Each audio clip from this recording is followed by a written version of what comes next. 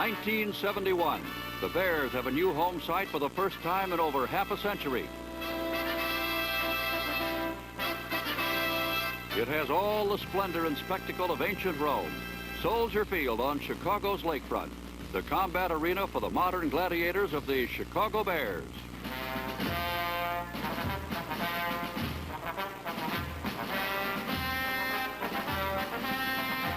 They play NFC Central Division football here. It's a rugged brand of football, and the Bears are well equipped for it.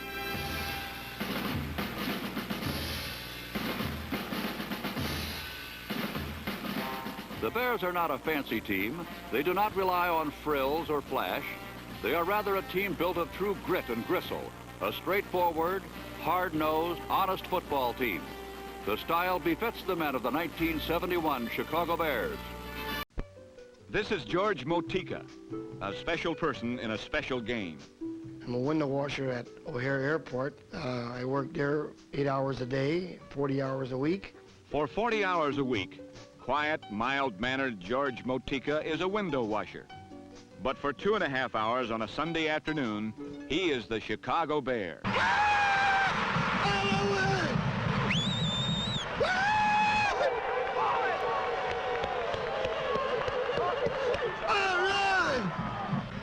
Sis! All right, let's go, come on! All right! Let's go, gang! That's the way to do it! How are you? The excitement of a touchdown on the opening kickoff has given George little time to renew old friendships. Boy, that was some play, wasn't it? Yeah. Oh, yeah. I think this Philadelphia team is an underrated team if you really want to know something about it. They're a good little... That's right. One week they beat your brains and the next week they fall apart. Well, good luck to you. Take it easy. Nice going, Ed. Nice going, baby. How's the family? Good. Coach, you know he only hurt his little footsie. Butkus can't even run, the poor guy. He can't even move. No biting the bear, I told him. He's nibbling on me. I have a fancy of losing the tail of the bear. I think I lose maybe sometimes 5 or 6 of them a year. Someone always pulls the tail off the bear. Did you hear that play? Oh, man, what a stupid call that was. The guy you saw him push like this. Watch that pushing! Oh, brother. Watch that pushing, I told ya! Watch it! There, boy! Come on! If there's a play call kind of bad that I feel that is bad, then I'll get the fans to make a little bit of noise, and then I'll be jumping around or something like this. As far as getting them riled up, I don't have no problem with that. All I do is raise my hands and they're ready to scream. Let's get some pep in that defense. Come on! It's about time we get a little break, sir. Let's go! Don't get disgusted at yourself. Watch yourself, Benny. Watch him, Benny. Watch him, baby. Watch him. Come on, Benny. Let's hit him. Don't dive in the air. Hit him! What are you waiting for? Come on, Benny, you should have had that one. Watch him, Benny. Watch him, Benny, big. Come on, Benny, watch yourself. Watch that pushing. Ah, let's go. Oh, brother. Where were you, Benny? Oh, man. Man. Look at this. Fuck crying out loud. Holy man. What do you call that? What do you call that? Brother, holy jumping jeepers. What's the matter with you guys? What's the matter with you? Holy backer. Right in his hands and you... Second down, 17. Man, oh man, oh man, oh man, oh man. Dang, burn it. Come on, Jack, throw the long one. Never mind them short ones. Don't get touchdowns by them things. Oh, boy. Man, oh man, oh man. What happened, Jack?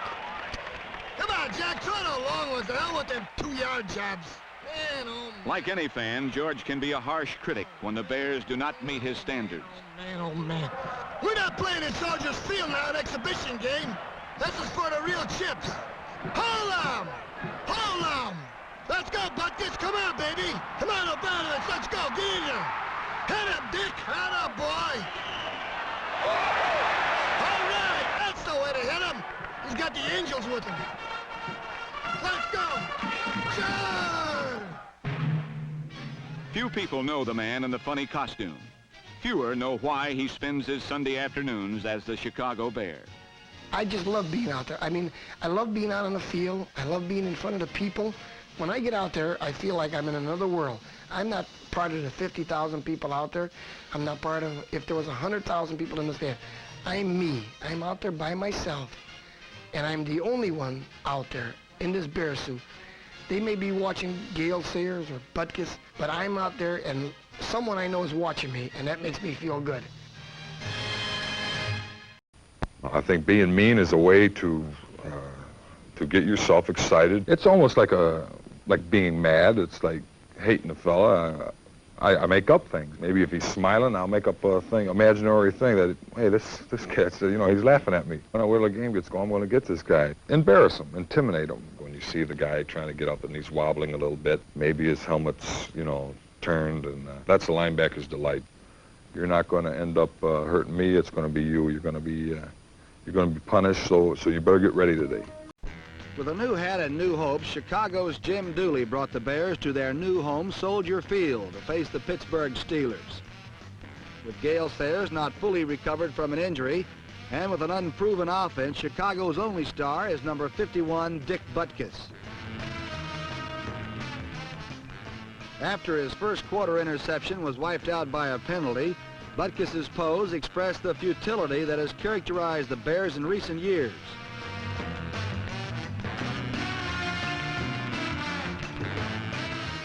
But like a true All-Pro, Butkus refused to give up. On the very next play, he picked off another pass. Butkus is valuable to Chicago, not only for his own defensive genius, but because he serves as an inspiration. When other Bears emulate his roughhouse style, Chicago is tough. But against the Steelers, their hitting was often overcome by Pittsburgh's Terry Bradshaw, number 12, who tamed the Bears with his passing.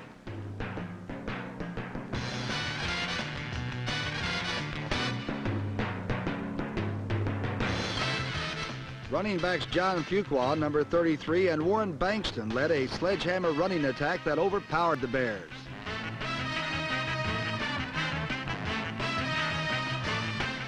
The Steelers' first score came in the second quarter when Bradshaw hit Ron Shanklin, number 25, who fumbled.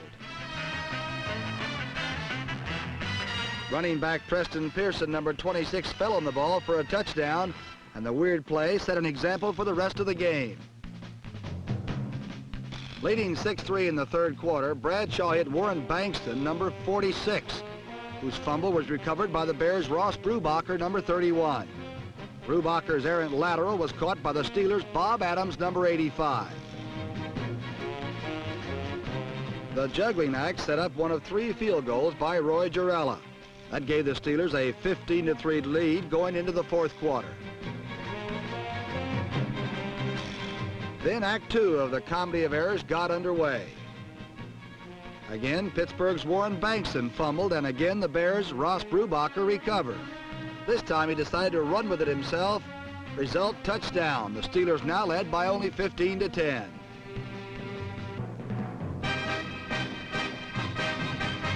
With about 2 minutes remaining, Warren Bankston unbelievably fumbled again when hit by Dick Butkus.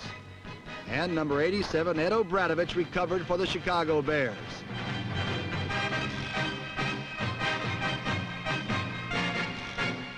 A former Steeler, Kent Nix, number 16, entered the game for the first time as the Bear quarterback, and he ignited the winning drive.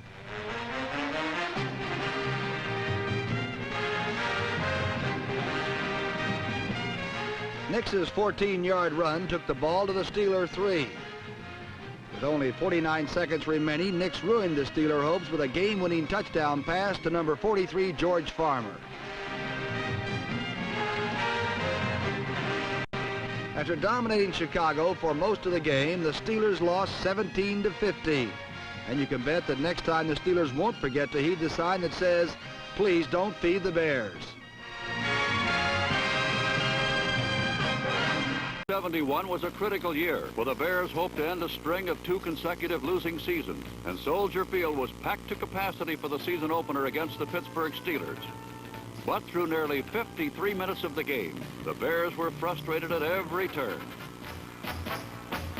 Every apparent opening was snuffed out while the Steelers built a 15-3 lead, as every time a Bear swiped the ball, a Steeler came up with it.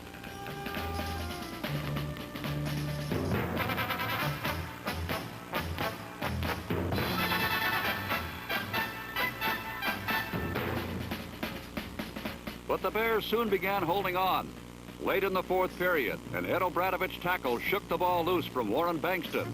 Ross Brubacher scooped up the fumble and ran 30 yards for the first touchdown.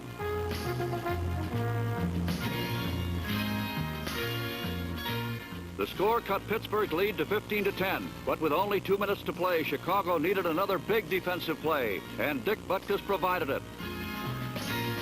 O'Bradovich claimed another Pittsburgh fumble, this one on the Steelers' 17. Jack Concannon had been succeeded at quarterback by number 16, Kent Nix. Nix, a former Steeler, found his receivers covered and ran for 14.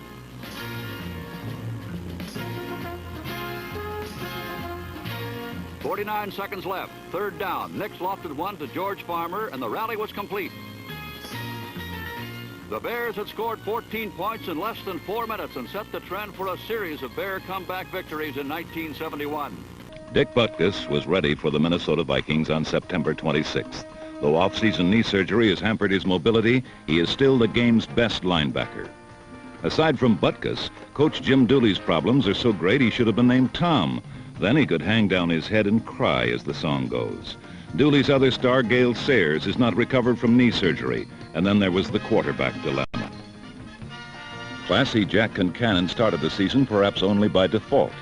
Considered a better runner than passer, Concannon beat out Big Bobby Douglas, whose arm is so strong he can't seem to control it, and who some say is destined to be a tight end.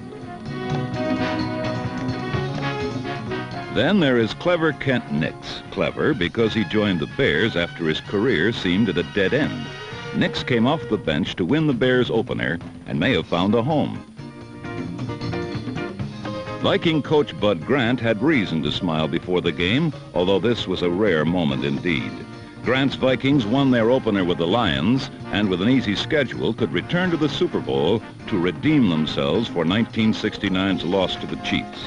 The Vikings are a defensive powerhouse, with all-pros Alan Page and Carl Eller the keys to their intimidating success. Offensively, they're not as consistent. Gary Kawazu has not looked that impressive, nor is their ground game. But with a defense that last year scored almost as many touchdowns as the offense, the Vikings could not help but feel secure as they prepared to face the Bears at home. I'm Bob Delaney, and this is the NFL Game of the Week. Against the pass, but their linebackers are agile, mobile, hostile, and good, and shut off the short passing game. Of course, Big Daddy Bear, Mr. Butkus, was there for any type of play, as the Vikings never passed midfield in the quarter. Kawazu tried to work on rookie cornerback Ford, but here in a zone, Ford let the receiver go and waited.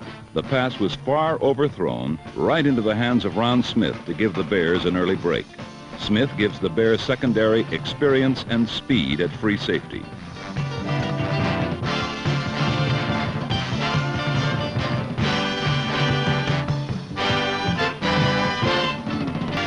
Classy Jack finally penetrated midfield on a pass to Bob Wallace. But on the very next play, brand new baby Bear Jim Grabowski was rocked and gave up the football to Minnesota to set up the first scoring drive of the game.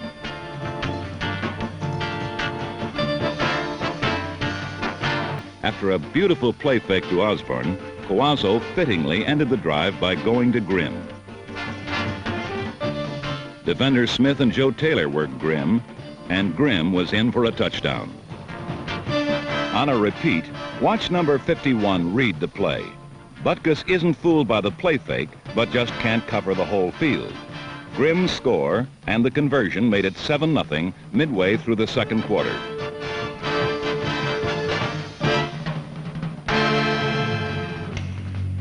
The rest of the period saw the Vikings defense continue to shut out Chicago, although Ron Smith almost broke the kickoff.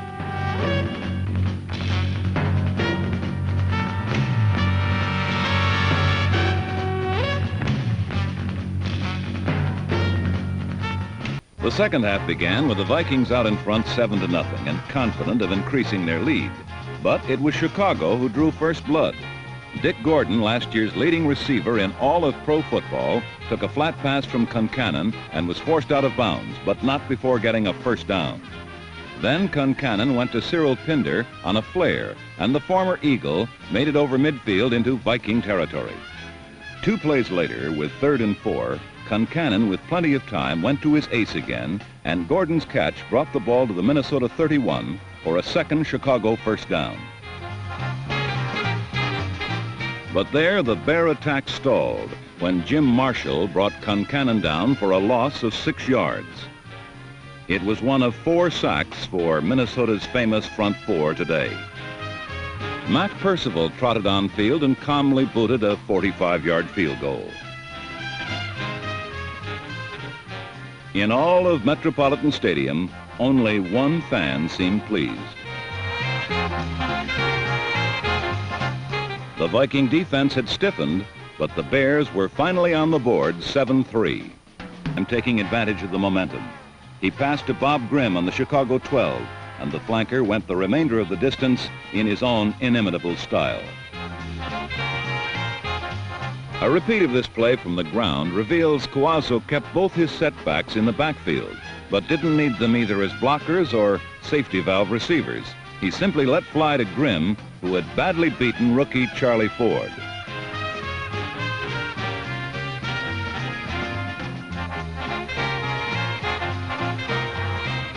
Ford is one of the many boys from Beaumont, Texas, in the National Football League.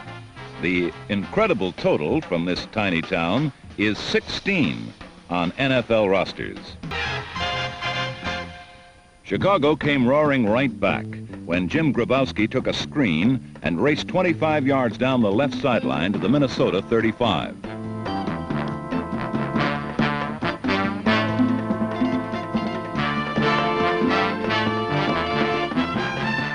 On third down, however, Concannon's rollout pass to George Farmer was too deep in the end zone, and the ensuing field goal attempt was no good.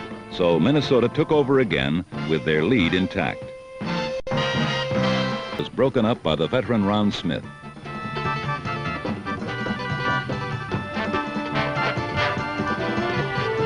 Minnesota had to settle for Fred Cox's 14-yard field goal, but the Vikings seemed safely out in front, 17-3.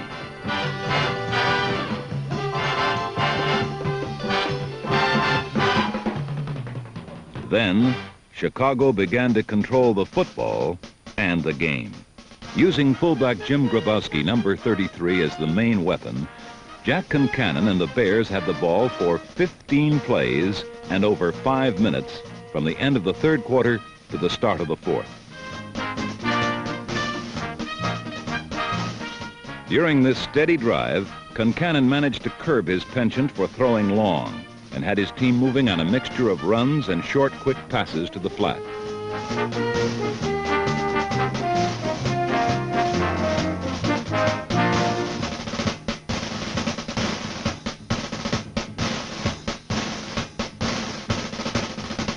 Then came the most notable play of the game, and ironically, it was an incompletion. Watch Carl Eller, number 81, at the top of the screen blow in on Concannon. Though he got his pass off, it was behind his receiver. It was also the last pass Jack Concannon would throw today. Warming up on the sidelines was number 16, Kent Nix. Play to prove it.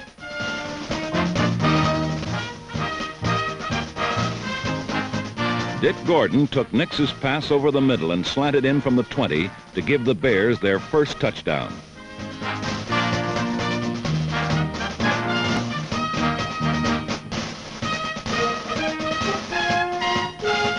Number 16 had finished the job for number 11 in spectacular fashion. Minnesota 17, Chicago 10, with 8.5 minutes remaining in the final period.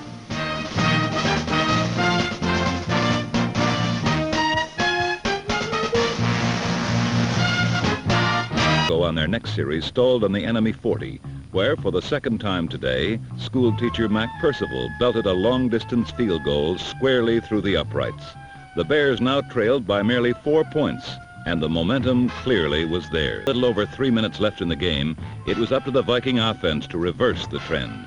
Coazzo and company never had a chance as the charged-up Bear defense, led by Ed Obradovich, Willie Holman, and George Seals, smothered the Viking quarterback each time he handled the ball. With under 3 minutes left, Chicago took over on offense, and Kent Nix remained at the helm. From the Minnesota 45, Nix aimed for Bob Wallace and got him for 26 big yards through somewhat devious methods.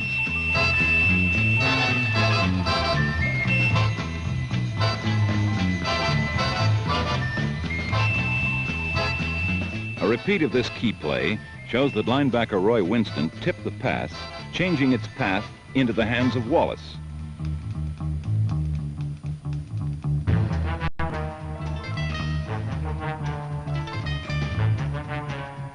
The Bears had a big break, and the ball on the Viking 19 with less than 2 minutes left. First down, Nix tried for Dick Gordon over the middle, but incomplete. A repeat reveals Nix under heavy pressure from Eller and Page. A tip by Carl Kasolke and close coverage by number 45, Ed Shirachman. The vaunted Viking defense had its back to the wall. Second down, 2 minutes, 30 seconds left, and Nix again found Gordon blanketed by Shirachman and threw the ball away rather than risk interception. Third down, time running out rapidly. Nix threw deep in the end zone for Gordon again and hit him for the touchdown.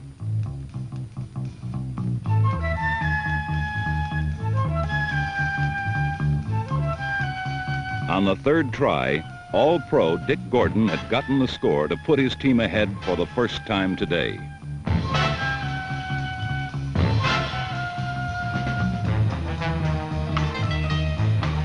And allowed no penetration from the Viking front four. Nix had plenty of time to wait for Gordon to come open, and his pass was perfectly placed over Paul Krause into the hands of Gordon, who just stayed in bounds.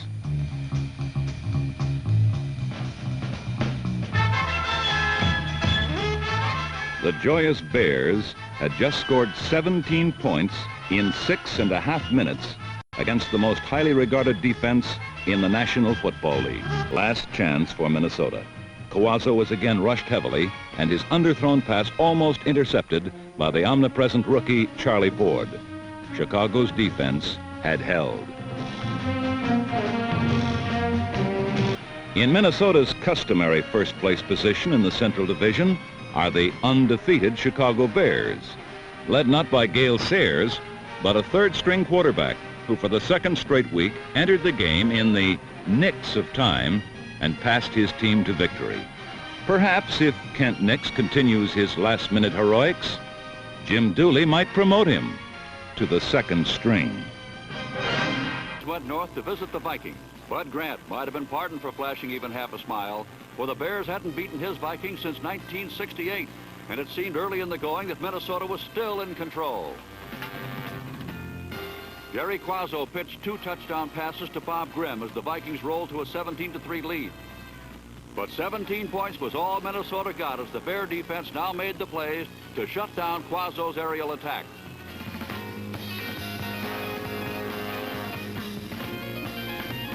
Still, the Vikings held that 17-3 lead, and when Concannon was shaken up, the Vikings looked like winners.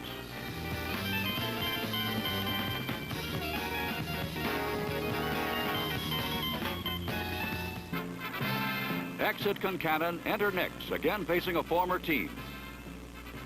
And on his very first effort once in the game, Nix fired a scoring pass to Dick Gordon.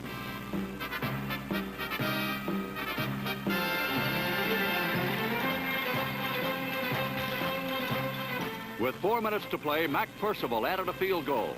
But it was 17-13 with time running out when Nix started goalward again and reached the Minnesota 19 with 1:48 remaining.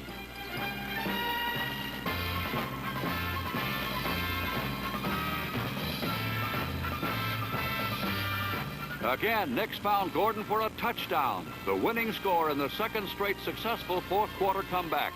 This time against a team that had not lost a fourth quarter lead in over 3 years.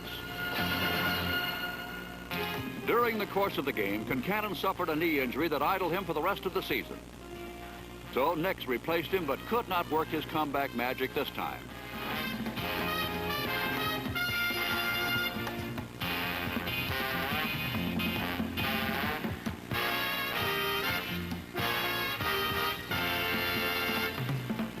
Against New Orleans a week later, Nix got his first NFL start in 3 years.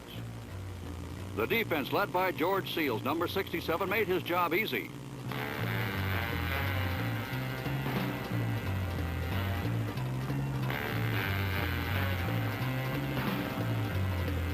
Seals was rewarded for his hustle and fine play with a lineman's dream, a touchdown.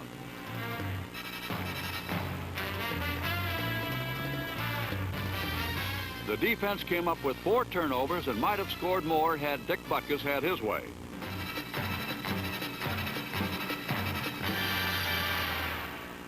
The offensive line convoyed the backs to 201 yards rushing. Gale Sayers, used sparingly because of knee problems, did well going outside, and Jim Grabowski tore through the middle. The Bears got a rich dividend from an unexpected source when linebacker Doug Buffone went 19 yards on a fake punt formation early in the first period. The Bears led by 35-7 at the half, with Nick spotting Gordon for 1 touchdown pass, and later tight end Bob Wallace for another.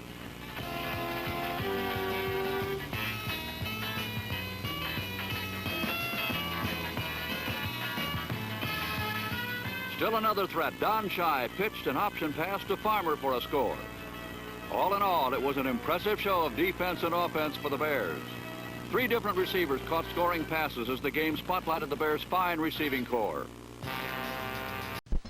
In Chicago's Soldier Field last week, the New Orleans Saints had a problem. Could Archie Manning dent the Bears' defense, which had not allowed more than 2 touchdowns in a game?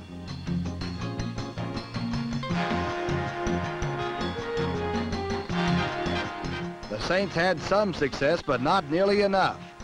When Hoyle Granger scored in the 4th quarter, it was to be the Saints' 2nd and last touchdown.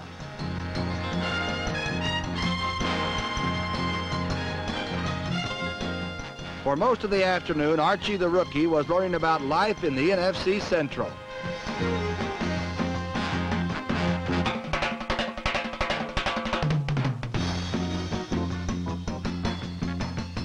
Archie met many interesting people in Chicago. On the sidelines was a man in a cute furry bear suit, and all around him were interesting men in Chicago Bear football suits, like number 67 George Seals. George Seals is a former offensive lineman who's now making up for all those years of tightly controlled offensive blocking discipline by making life rough on offensive linemen, and especially young quarterbacks.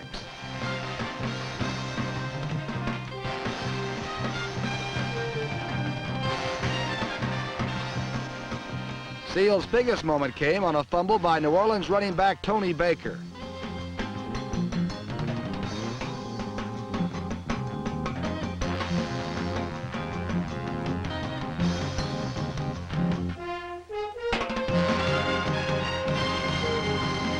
From beneath the touchdown pileup in the end zone, the arm holding the football was somehow attached to George Seals.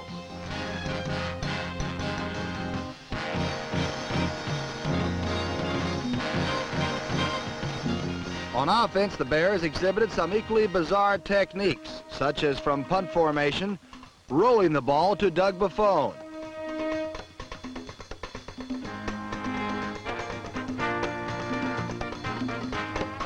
Another new runner was a fellow named Gale Sayers, making his first appearance after 2 knee operations since last fall.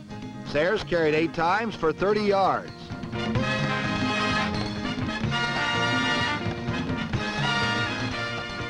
Don Shy, number 24, was used more often. He powered over for 1 touchdown and accounted for another when on a halfback option pass, he threw a perfect scoring strike to wide receiver George Farmer, number 43.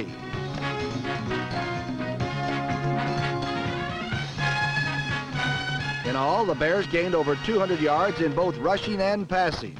And the biggest hero for the 3rd time in 3 victories was quarterback Kent Nix, making his first start in 3 years.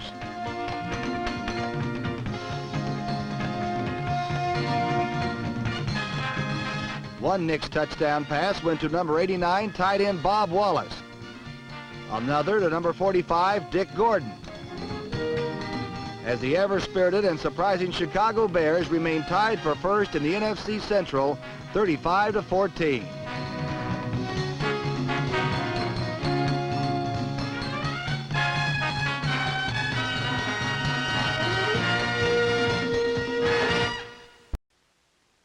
Last week, the Chicago Bears traveled to Detroit, and at times it looked like the kind of game to which fans of the NFC Central have grown accustomed.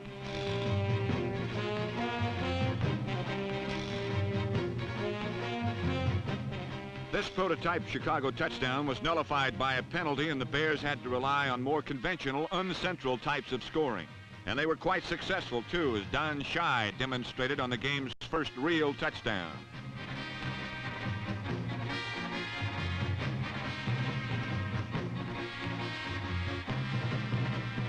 Early in the second quarter, cannon-armed lefty Bobby Douglas, in his first start of the season, found wide receiver George Farmer flying down the sideline, and the Bears had their second touchdown.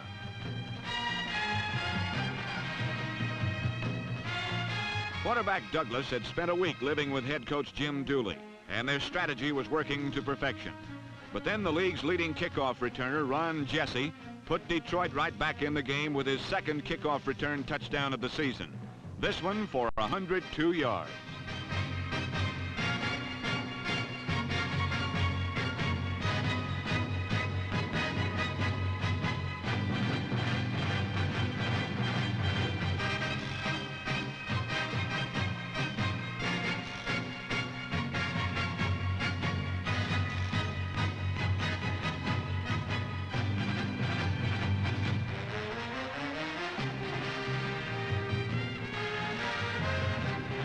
Thus inspired, the NFC's leading passer, Greg Landry, fired to Larry Walton in the end zone, and the Lions took the lead 20-14.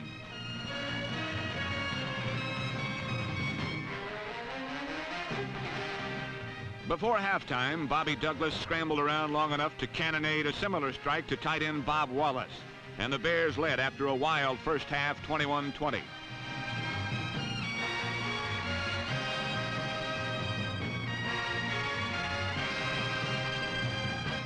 At the end of the third quarter came one of the game's biggest plays. Number 85, defensive end Willie Holman, hit Landry's arm as he was passing. The ball was then deflected by Doug Buffone to linebacker Jimmy Gunn, who eventually handed off to defensive back Charlie Ford, who was in turn pushed in the right direction by Dick Butkus.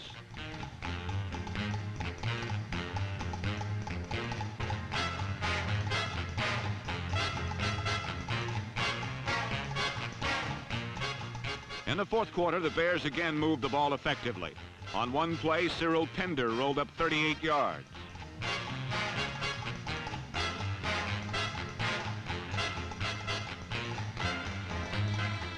To add to his two passing scores, Bobby Douglas knifed over, and the Bears led 28-23. To secure the upset, 3 times in the fourth quarter, Chicago halted Greg Landry, Charlie Sanders and company when the Lions were driving.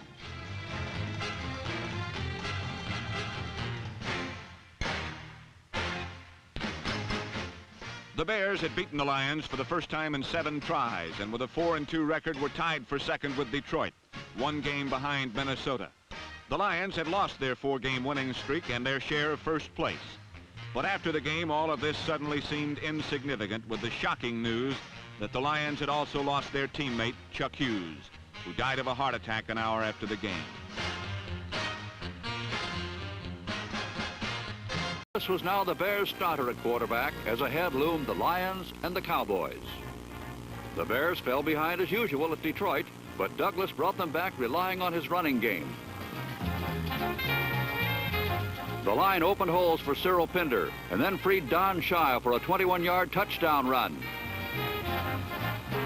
That kept the Bears ahead of the Lions' pair of field goals until early in the second period when Douglas fired a 46-yard scoring pass to Farmer. But the half was far from over. Ron Jesse returned the subsequent kickoff 102 yards.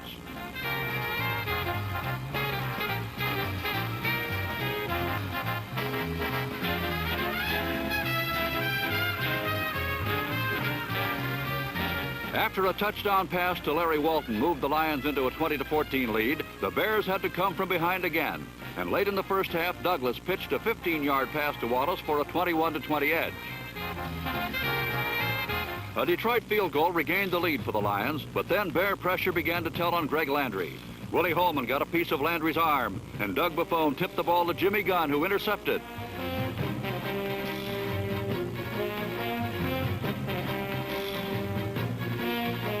Gunn handed off to Charlie Ford, and Ford then ran out of bounds at the 30. And Douglas rallied the Bears back for the third time in the game, going over himself from the 1. So it was a Bears 28-23 lead. The Lions fought desperately to regain the lead, but one of the final frustrating defensive answers was this interception by the Bears' Bob Jeter.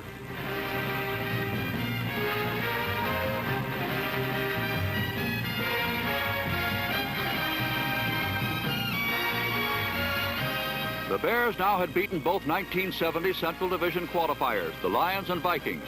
And upcoming next at home were Tom Landry's Dallas Cowboys, the team that was to go on to win the Super Bowl the following January.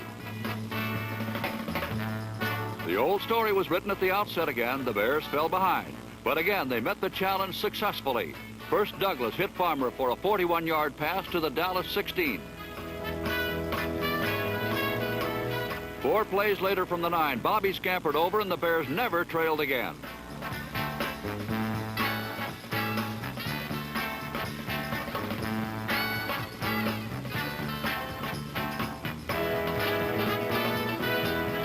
But the real heroes of the game were to be the men of the defense as they caused 7 turnovers.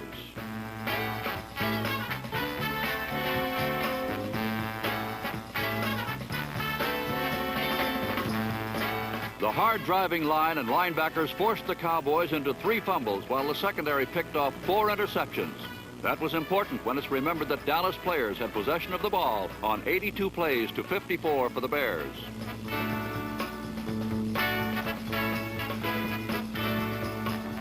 With the defense picking off the ball so often, it was only a matter of time until the offense would take full advantage of the situations. Ron Smith's 43-yard punt return started the Bears on their way.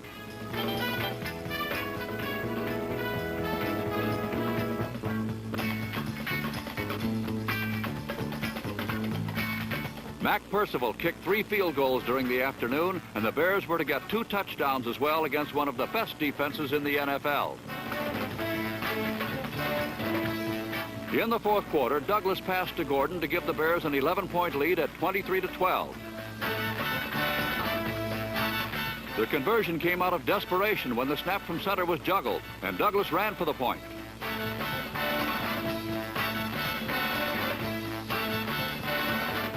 The Cowboys scored once more before the game ended, but this 23-19 loss to the Bears was to be the last one of the season for the Cowboys.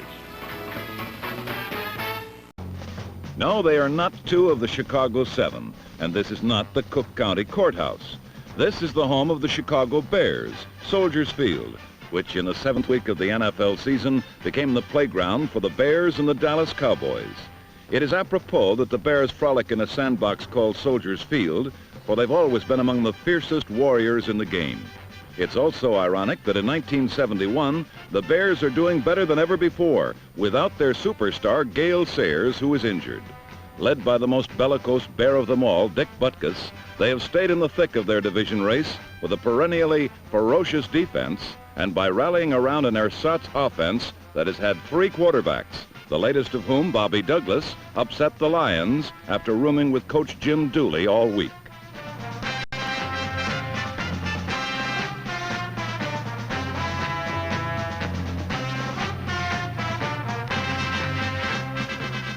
The Dallas Cowboys have quarterback problems too. Only Coach Tom Landry has decided to solve his in a unique way by rotating on every play Roger Staubach and Craig Morton, the NFC's top and 5th-ranked quarterbacks, in hopes of shaking the Cowboys out of an offensive slump. Interceptions and fumbles have been the main reason Coach Tom Landry had lost 2 of his first 6, and last Sunday against the Bears, he hoped to change all this. I'm Bob Delaney, and this is the NFL Game of the Week. It's throwing, and the strategy worked against the weaker part of the Dallas defense pass coverage. George Farmer, number 43, was on the end of this bullet and gained 41 yards. Farmer is a former basketball and football star at UCLA who now writes poetry about the game. From the Cowboys' 9, it was Douglas, however, who poetically put the Bears right back in the game with a rollout keeper for a touchdown.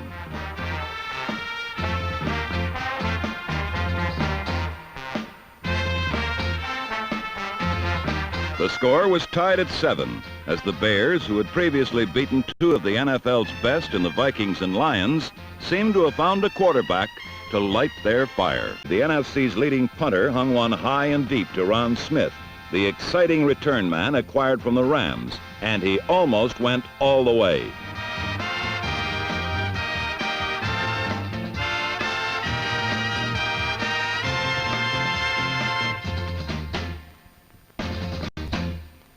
Only Whitby's tackle saved a touchdown.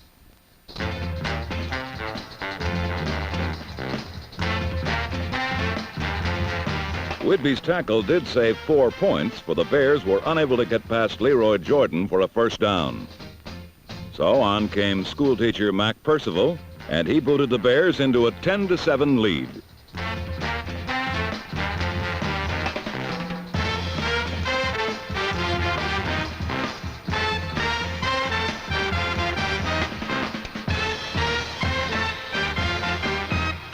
Bears deep zone with Ron Smith, the receiver.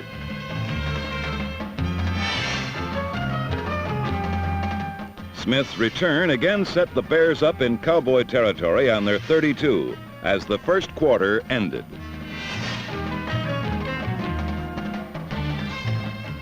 But Chicago could not take it in. Douglas is said to throw a heavy ball, but this one looked like it floated in and out of the arms of Bill Tucker.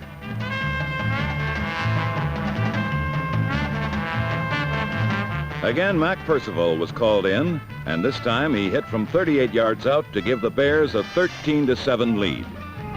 Ends.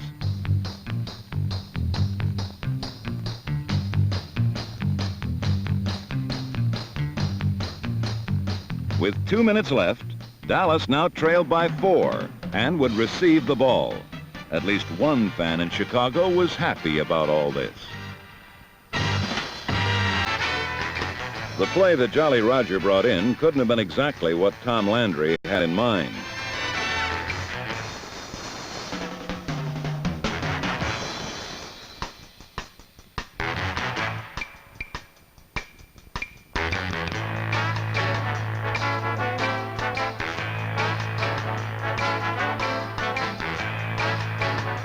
Gary Lyle's interception gave Chicago the ball near midfield, and the Bears offense had an excellent chance to increase their 4-point margin.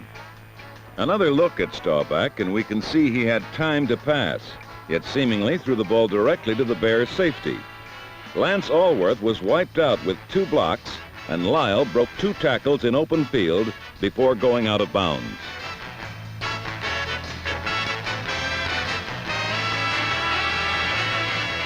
Lyle, a 4-year veteran from George Washington, was starting today only because regular free safety rookie Jerry Moore has a leg injury. The defense had again given Bobby Douglas good field position, and he quickly improved upon it by finding George Farmer slanting across the middle to the 30-yard line. It was the second big catch of the game for the poet from UCLA. Can't you just imagine Farmer reading poetry to Dick Butkus? After Don Schei made a short run, Douglas threw again, and this play, more than any other, symbolized this ball game.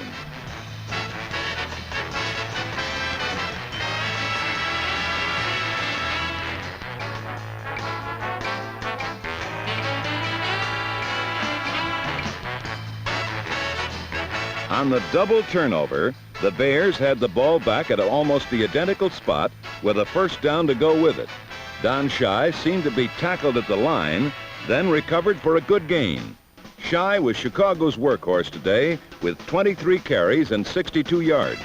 And with Gale Sayers back on the injured list, Schei is now their premier runner. Douglas soon lost all the yardage Schei had gained, however.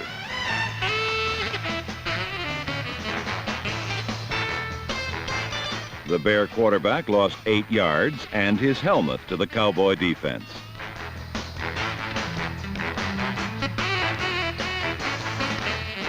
And on third down, Schei was simply swarmed by Cowboys.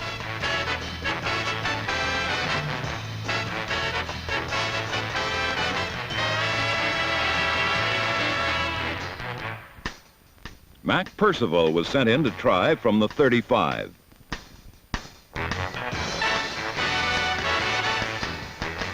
His success brought the score to 16 for Chicago, 9 for Dallas.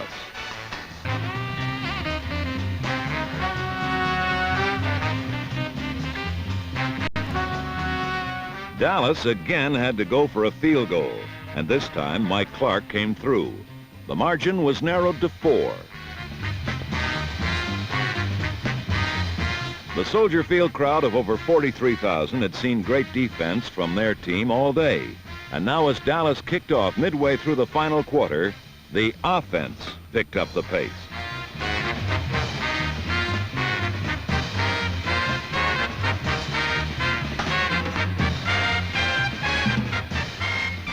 Ron Smith returned the kick to the Chicago 37. Then Douglas, showing great concentration on his target, found Dick Gordon, who had badly beaten his man. If Douglas's pass hadn't caused Gordon to leave his feet, the leading pass receiver in the NFC would have gone all the way.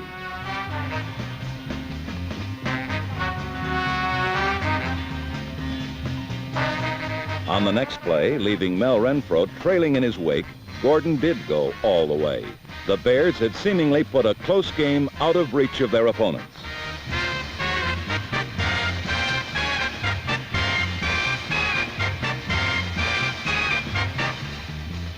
The Bears found it easier to get 6 points than 1, but Bobby Douglas turned his own fumble into the point that zoomed the score to 23-12.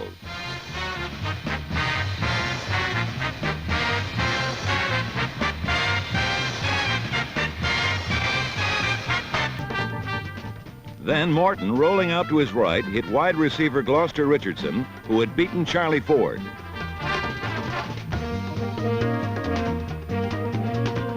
With striking suddenness, Dallas had narrowed the gap to 4 points. It was a new ball game.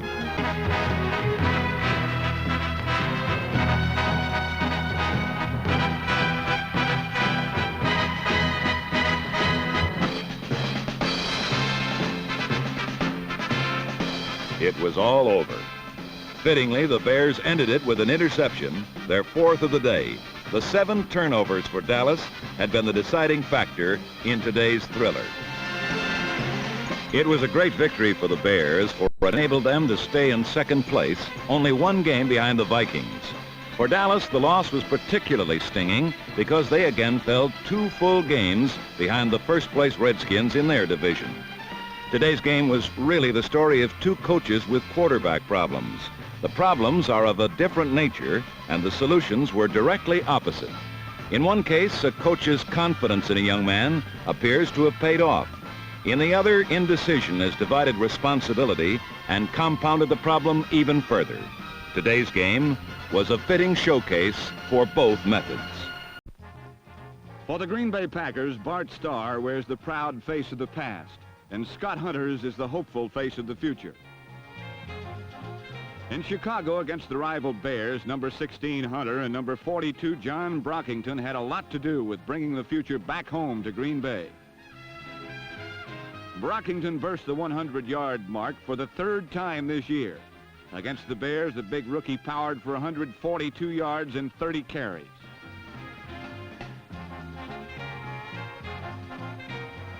For 54 minutes, no Bear with the ball set foot inside the Packers' 30 as the rebuilt Packer defense diffused the Chicago attack. But in the final 6 minutes, the Bears went boom. Number 10, Bobby Douglas, scrambled and found number 43, George Farmer, open for 6. And moments later, Dick Butkus caused and recovered a Dave Hampton fumble, and Bobby Douglas tied the game on a disputed quarterback sneak.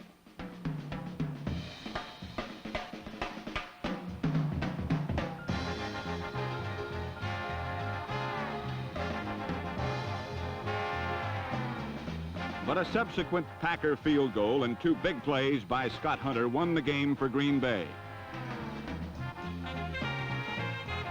First, Hunter hit number 84, Carroll Dale, for 31 yards and a score.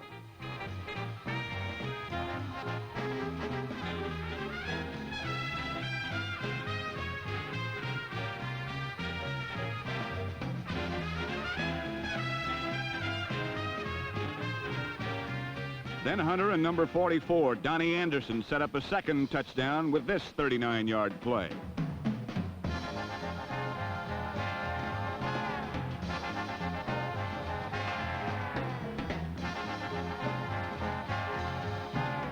Brockington paid off with a 7-yard slant, and in a game that almost got away, Green Bay upset Chicago 17-14.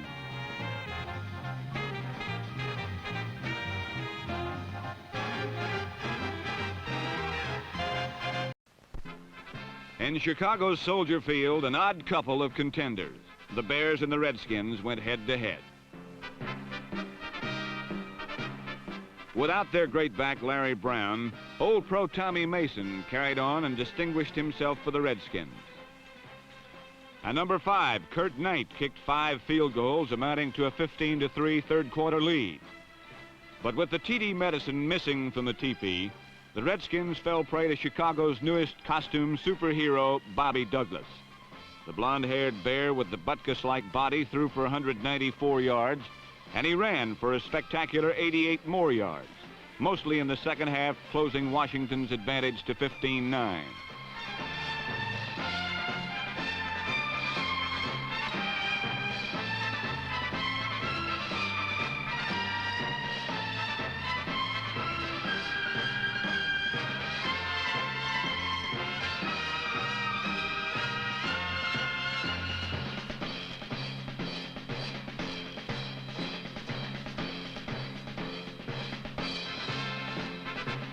Then number 22, Cyril Pinder, pierced right guard for 40 yards, and Chicago wanted only an extra point to lead in the last minutes of the game.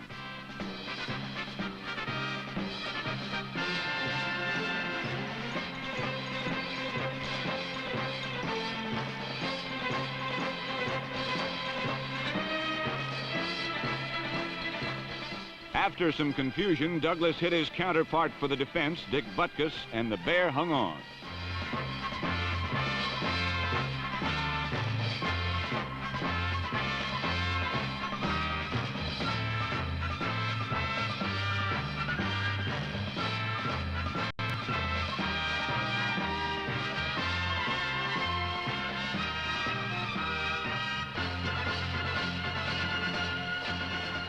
Not until the darkest last moment did number 9, Sonny Jurgensen, come in to play. In his first appearance of the season, in less than a minute, Jurgensen drove the Skins into scoring position. But Kurt Knight missed his 6th field goal try. And the Bears were the victors, 16-15.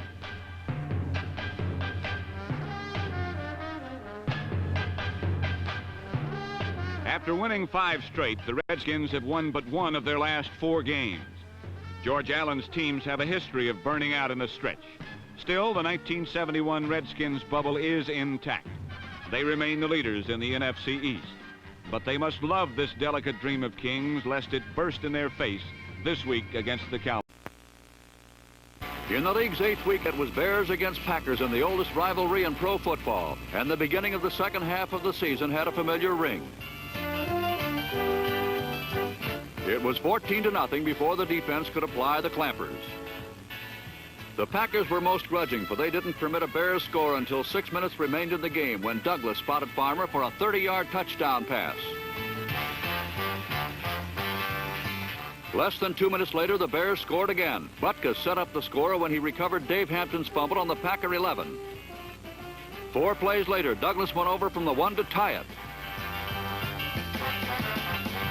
But Dave Hampton returned the following kickoff 62 yards.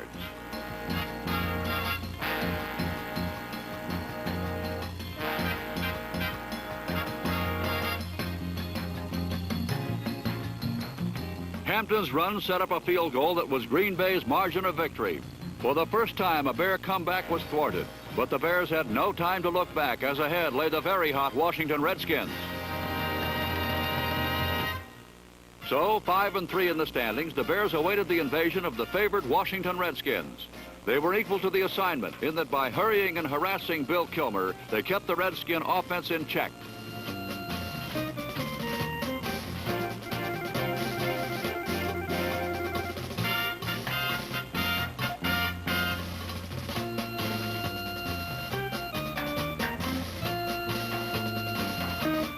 The Bear defense would not allow a touchdown in the game, but Bobby Douglas would have more success than his rival quarterback. His scrambling tactics were vital to the Bears' ability to move the ball.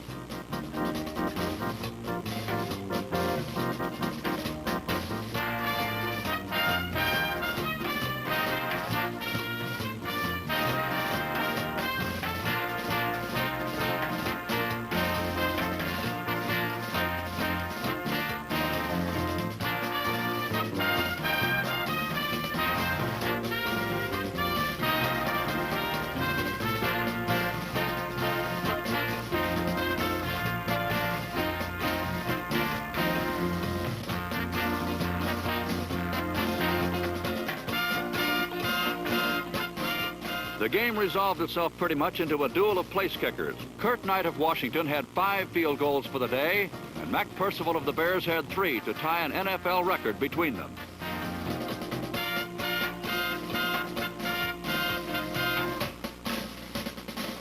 But the story was an old, familiar, sad one to the Bears. In the fourth quarter, they were behind 15-9. There were approximately 12 minutes to go in the game. They were 60 yards away. Douglas started to move the Bears with a 20-yard hook up to Jim Seymour.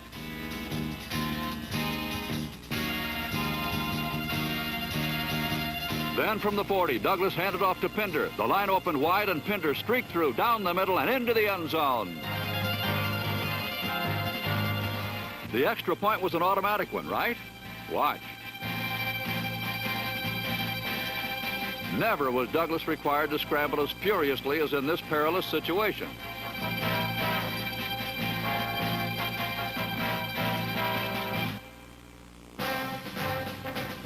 It was fitting that Butkus would be the man who would pick off the extra point. And that he did, catching Bobby's long pass for the point and a 16-15 Chicago lead. The Redskins had the ball 3 more times in the game, but on the last occasion, though they got within field goal range, Knight's effort was wide to the left. The Redskins had become the Bears' 6th victim of 1971. The Chicago Bears blasted into Mile High Stadium for a shootout with the Denver Broncos. And the game was not only out of sight, but out of hand as well. No team seemed able to convert the multitude of opportunities presented them. Floyd Little put Denver in great scoring position the very first quarter.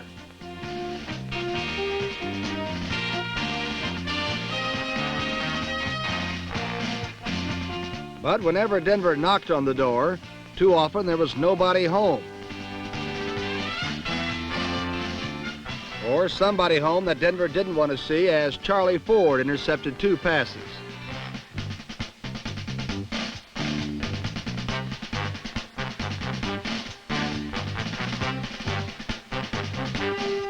One bizarre second quarter sequence told the story of the game.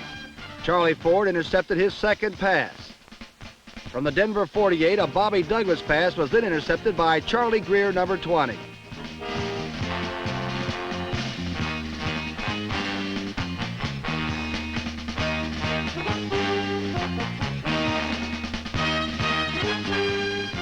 Not to appear overconfident, quarterback Steve Ramsey fumbled and Tony McGee recovered. But even after 3 successive turnovers, fate was still snickering. Bobby Douglas's touchdown run was called back for holding. And on the next play, linebacker Olin Underwood, number 50, intercepted to end the threat. For the rest of the game, Douglas spent most of his time perusing the Colorado sky as Denver trapped him 9 times.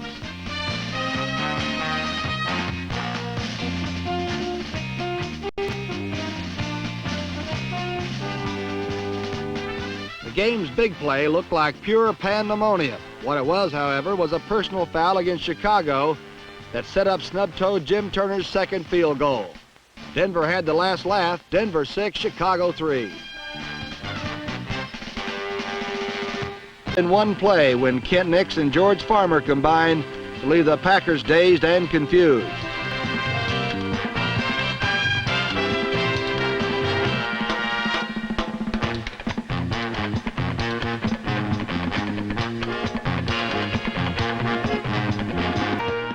Minnesota quarterback Bob Lee took his lumps too, as did any player, coach, or civilian caught near enough to the ball.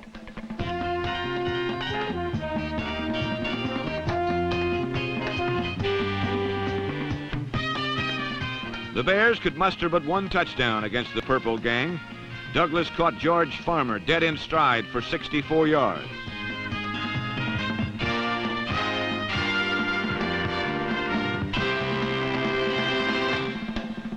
And later rifled a scoring strike to Dick Gordon, number 45.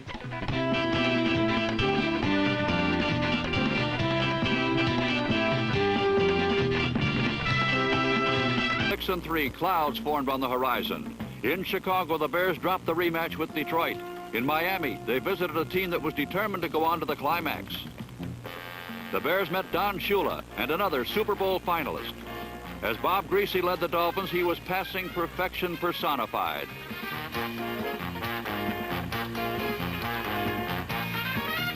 Jim kicked, ran, and caught passes. So did Larry Zonka, who scored twice.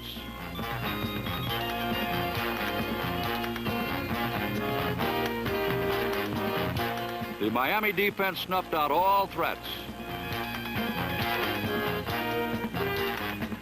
The 34-3 Miami win turned out the lights on the rest of the Bears season.